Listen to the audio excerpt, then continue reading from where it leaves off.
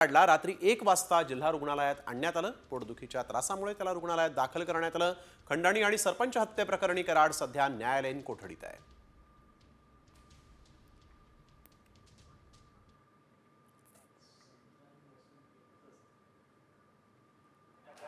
करण नावाचे जे आरोपी आहेत त्यांना पोटात दुखण्याचा त्रास सुरू झाला असं त्यांच्या जिल्हा प्रशासनाचे जिल्हा कारागृह प्रशासन आहे त्यांच्या मार्फत आपल्याला लेखी कळवण्यात आलेलं होतं।